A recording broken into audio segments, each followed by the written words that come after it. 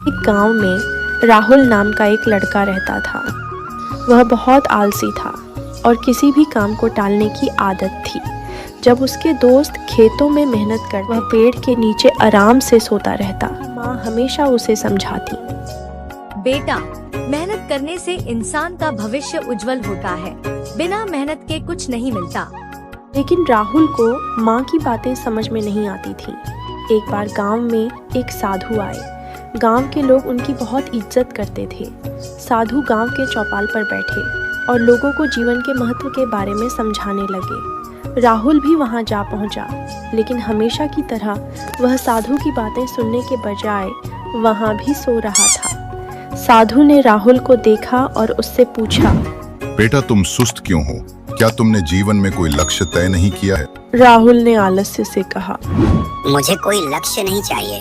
मैं जैसे हूँ वैसे ही ठीक हूँ। मैं तुम्हें काम देता हूँ। पास की पहाड़ी पर एक खजाना छिपा है।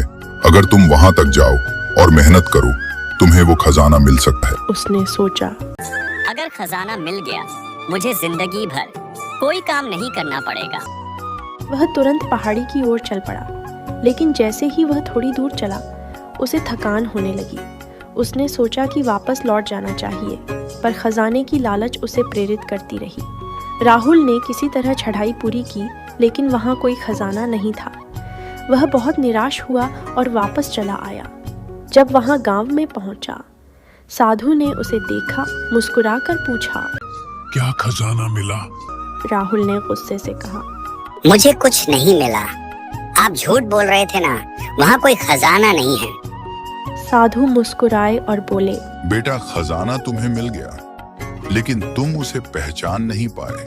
जब तुम पहाड़ी पर चढ़ रहे थे, तुमने परिश्रम किए। अब तुम आलसी नहीं रहे, तुम मेहनत का महत्व समझ गए हो। यही असली खजाना है।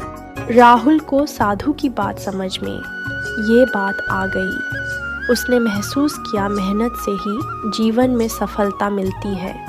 उसके बाद राहुल ने आलस्य छोड़ दिया और मेहनत करने लगा, और धीरे धीरे उसे मेहनत का फल मिलने लगा और वह गांव का सबसे सफल व्यक्ति बन गया।